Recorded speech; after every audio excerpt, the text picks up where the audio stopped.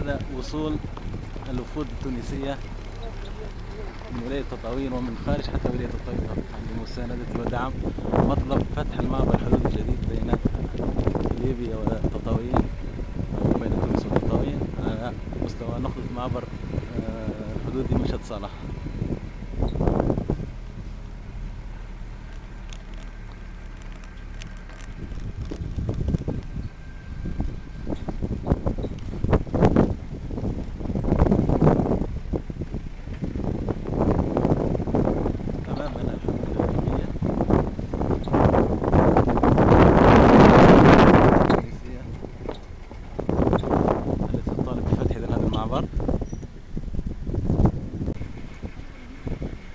أيضا نلاحظ أن نساء رجالا كلنا نطالب بفتح الحدود على مستوى نقطة معبر مشهد صالح.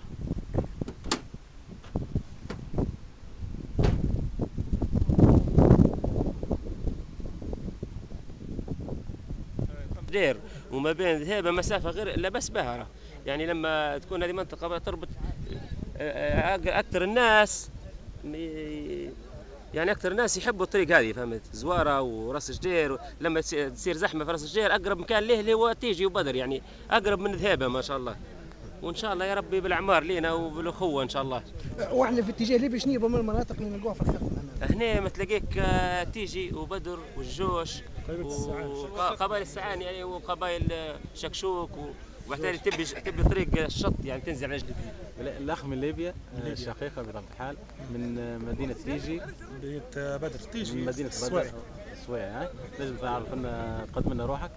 أنا أحد ثوار الساعة، يعني جيت باش نفتح مع أخواننا التوانسة حضر حجر الأساس المملكة إن شاء الله الجديدة تونس وليبيا إن شاء الله.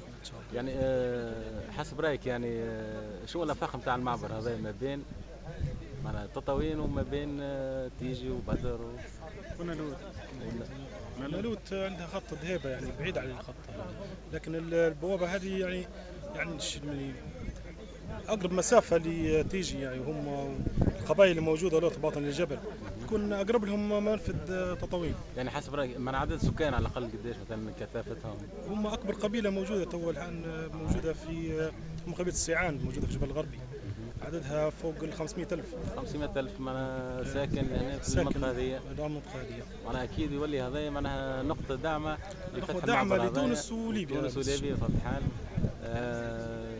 في علاقة الجوار مثلا بالنسبة لعلاقة يعني الجوار بين السيعان وتونس ما فيش شيء، يعني ما فيش مشاكل مع بعض، هم اخوت ونساب مع بعض ما فيش يعني. وبالنسبة للليبيين يعني خاصة السيعان هي فرضهم هي في البوابة، يعني هم والله ناس أكثر ناس فرحانين بها هم السيعان. بجهادي وجلادي ادفعي كيد الأعادي والعادي واسلمي اسلمي اسلمي اسلمي طول المدى إننا نحن الفداء. ليبيا ليبيا ليبيا يا ابن ليبيا يا ابن آسى الشعراء إننا للمجد والمجد لنا مذ سرونا حاجة القوم الصراع بارك الله لنا استقلالنا فابتغوا العلياء شهوا في الوراء واستعدوا للوغى أشبالنا للغلام يا شباب إنما الدنيا كفاح للوطن. ليبيا ليبيا ليبيا يا بلادي يا بلادي بجهادي وجلادي ادفعي كيد الأعادي والعوادي واسلمي اسلمي اسلمي اسلمي طول المدى إننا نحن الفداء. ليبيا ليبيا ليبيا.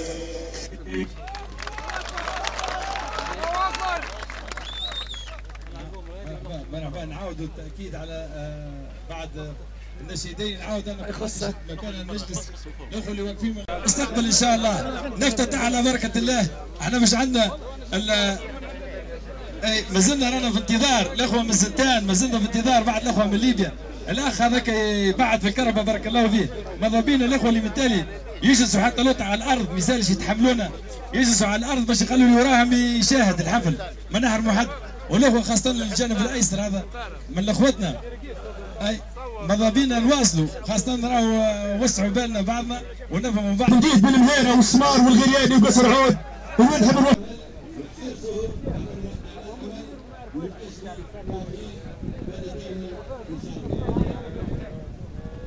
ولهذا أقول لكم سنعمل معا في كل شيء، لإنجاز هذا النوع من جسر جديد نتواصل.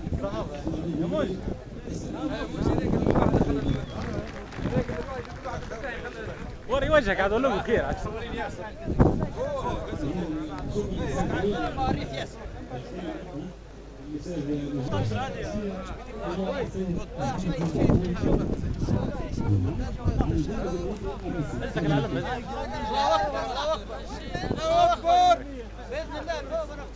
شاء الله.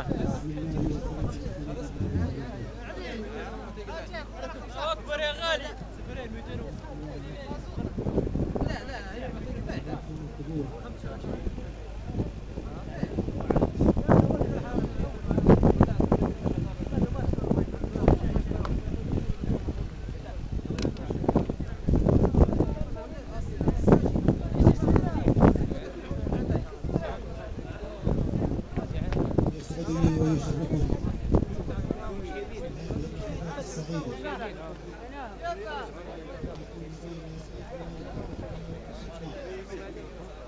في تونس الحبيبة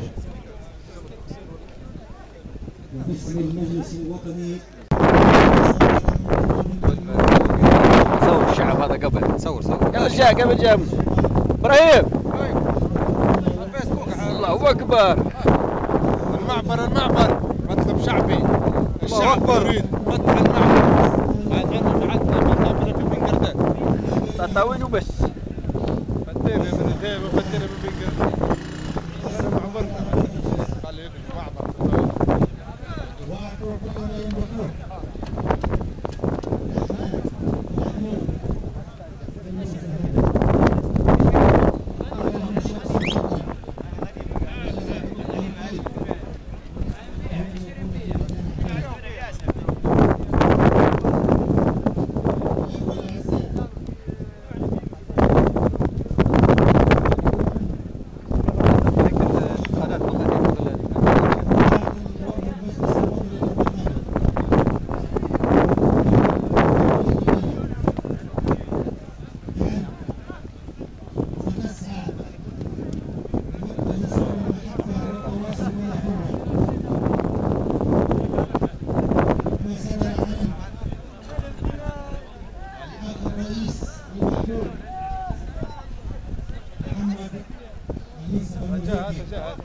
رئيس الجمهورية التونسية الأستاذ المستشار مصطفى عبد الجليل رئيس المجلس الوطني للتقاليد. نزل فوق توي صورك. علم ليبيا مفدى. الله أكبر. الله أكبر. والليبيين هو الثوار. بدون أي إجراءات رسمية وحق التميز بالشعبين وحق الاستثمار للشعبين في البلدين بكل حرية. ونحن هذا ما نسعى إليه، نسعى دائما إلى نعرف هذا الشعبين الحبيبين اللذان ساعد بعضهما في قول حاجة. تصريحات يعني حول اللقاء ما بين الليبيين والتونسيين هذا. يا اخي لا اله الا الله محمد رسول الله احسن ما يكون. نتصرفوا بهم ونتصرفوا فرحانين. انا نقول مش عمري 80 نقول مش من الفرحه ما نجيش. وربي يستر وربي يبقي الستر وان شاء الله ربي يجيبهم الصواب. ان شاء الله. وهذا كما عندي في نقول لك. والسلام عليكم. بارك الله فيك.